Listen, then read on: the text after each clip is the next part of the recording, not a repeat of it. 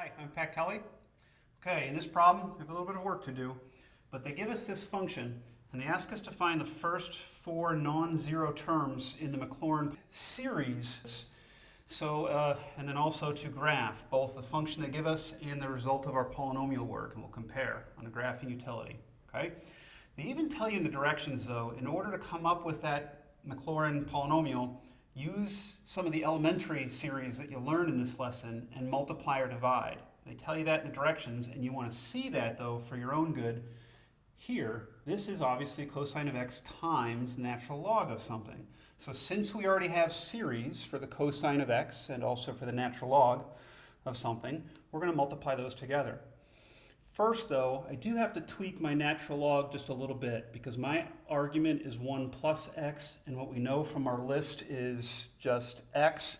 So I will need the natural log of 1 plus x as I get into my multiplication.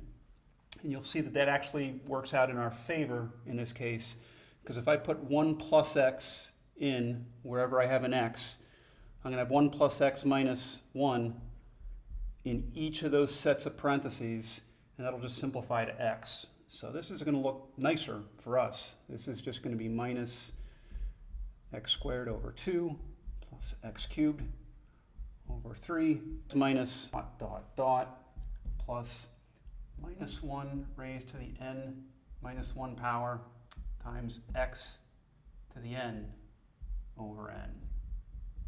Okay, so I am looking to use this one and that one as factors to multiply together to get my h of x that we're interested in. Okay, now I mentioned we have a bit of work to do because it's multiplication. It's just multiplication, and it's multiplication of two polynomials, but each of the polynomials is infinitely long, right? So we're going to set it up so that we can at least see, remember the direction said the first four non-zero terms, so we'll set it up so we can at least see what's going on for the first 4, 5, maybe 6 terms.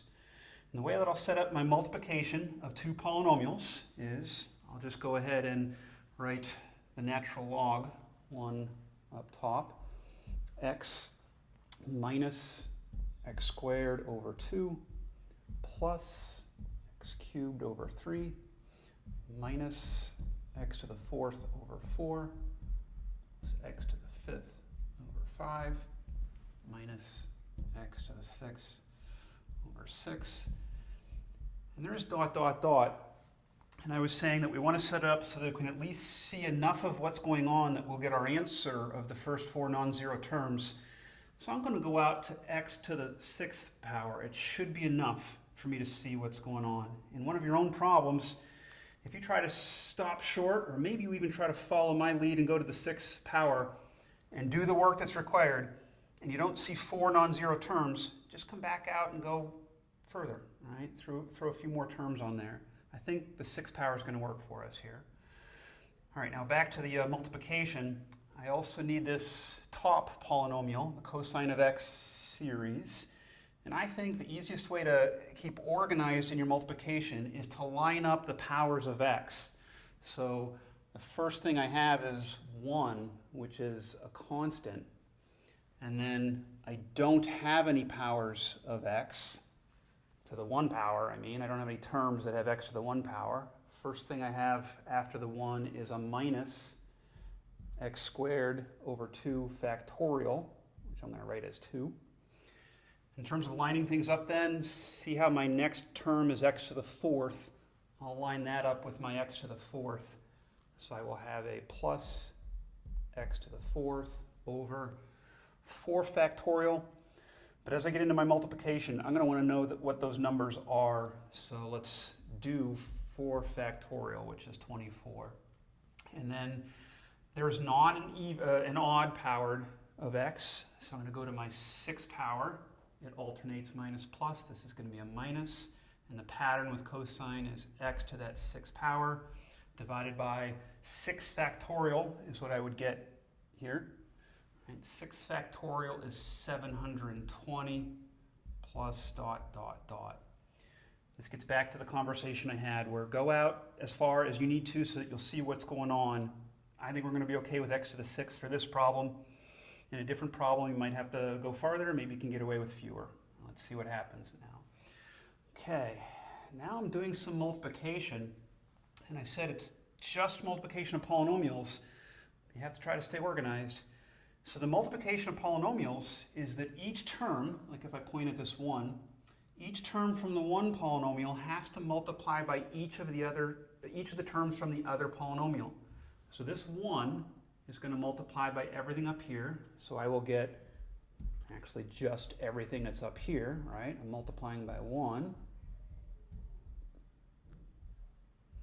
So minus x to the 4th over 4 plus x to the 5th over 5 minus x to the 6th over 6 plus dot dot dot.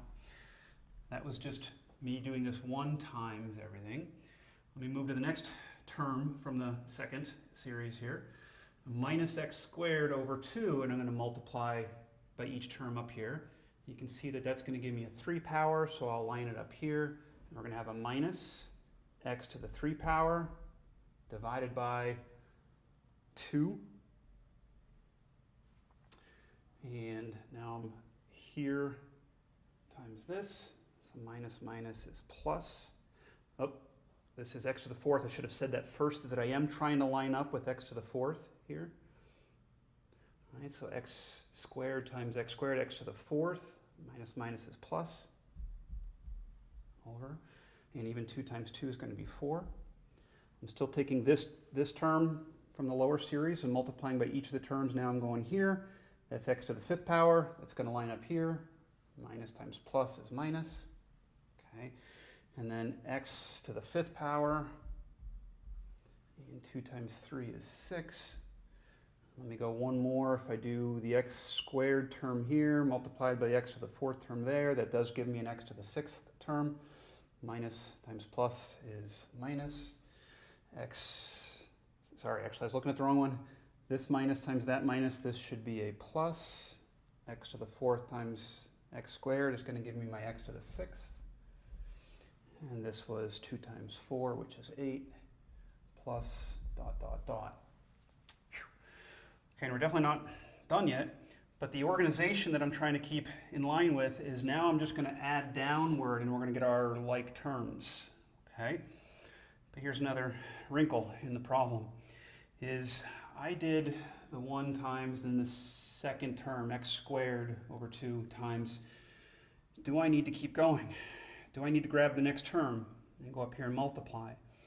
What that's going to come down to is thinking about what your like terms will look like and whether we need to add another multiplication step, another multiplication line.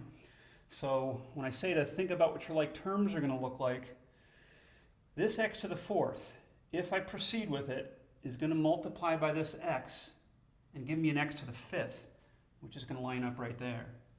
Okay? So do I need it? Well, if you start to think ahead about the addition that we'll do downward, that x is just going to be x, no like terms to combine. This guy also will go down. These two x to the 3rd terms will combine and I'll have to get a common denominator. Okay? But look here how the x to the 4ths end up having the same denominator. They're going to subtract out to 0. And the reason why that's significant in terms of this problem, they wanted us to find the first 4 non-zero terms. So this will be the first non-zero, second non-zero, third non-zero.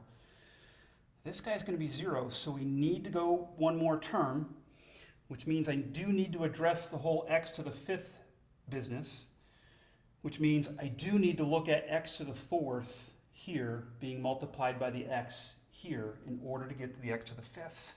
All right, so I'm going to go one more step down, if I can, and I'm multiplying this x to the 4th now by everything up here, or at least as far as I need to go. X to the 4th times x, these are both positive. That's x to the 5th over. This was 24 in the bottom, and that's all we have in the bottom. This x to the 4th over 24, I now want to multiply by this second term up here. Plus minus is going to be minus. X to the 4th times x squared will give me my x to the 6th. divided by, and then the 24 times 2 will give me 48 plus dot, dot, dot. Okay, a couple more things to think about now then. First thing to think about is, will that give me a 0 term now, right? And you can see right now it's not going to balance out to 0. I mean, the positives and the negatives aren't going to go out to 0. But here's another thing to think about, is will there be another x to the 5th term that would add to the mix and then maybe go to 0? That would come from here. So I guess what I'm questioning now is, do I want to go one more term and multiply up top? You know what? I shouldn't phrase it that way. It's not do I want to, do I need to? And I'll answer that question this way, is if you think about what the lowest power of x is going to be here, x to the 6th times x to the 1, you're going to get up to x to the 7th, which is over here somewhere, right? Point being, these three terms involving x to the 5th will not combine to 0 and will not have any other terms with x to the 5th in it that I need to combine. So I will have 4 non-zero terms. Let's get those. Okay, now I'm actually now just adding these 3 lines. I'm going to come up here for some space. Right? You might even resort to a calculator for some of this. We're really just adding fractions if you see the denominators there, but grab a calculator if you want to be sure. What I'm getting here is just x. We had said earlier that guy's all alone.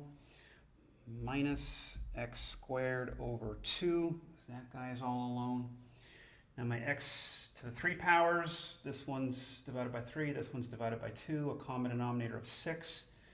So this will be 2 x to the cubes over 6, take away 3, looks like we're going to get a minus x cubed over 6. Double check on that, but a common denominator of 6, that's 2, that's 3 in the numerator, that looks good. Okay, these guys subtracted out to 0, as we said, right? So now I'm going to go to my x to the 5th terms. You might go to a calculator for this. We need a common denominator between 5 and 6 and 24. All right, I guess, let me grab a calculator for that. We'll just make sure we're going to get the right number here. I want to trust my arithmetic in my head. So what I'll do is just add the fractions, 1/5 minus 1/6 plus 1/24. You can get a decimal of 0.075, or if you'd rather have that as a fraction, just get your calculator to convert that positive. That's what I got. So plus 3x to the 5th over 40. Okay, let's get our bearings and see where we're at. What we did is we took the 2 series that we know, tweaked the 1, multiplied them. It's a bit of an organizational wrestling match, but get your multiplication. We make sure we go far enough out that we can see 4 non-zero terms. That's what I've got, okay? The Maclaurin series would go on forever, but they told us in the directions to find the first 4 non-zero terms of the Maclaurin polynomial, which just means that my original function, cosine of x times the natural log of 1 plus x, approximately equals these 4 guys here. X minus x squared over 2 minus x cubed over 6 plus 3x to the 5th over 40. I stop with the plus. I don't put the plus dot dot dot because I am just approximating. That's what they wanted me to do. And finally, what they wanted me to do is now graph. Graph the original function and graph the results of our work and see how they compare. So grab a graphing utility, and for my y sub 1, just put in the original function, cosine of x, natural log of 1 plus x. For your y sub 2, put in just those 4 terms, x minus x squared over 2 minus x cubed over 6, and then plus 3x to the 5th over 40, right? All right, let's take those two guys and go to our graphing calculator, graphing utility, whatever your preference is. And I've got to enter all of this. Y sub 1 cosine x times natural log 1 plus x. Y sub 2 x minus x squared over 2 minus x cubed over 6 plus 3x to the 5th over 40. Get those entered, graph them.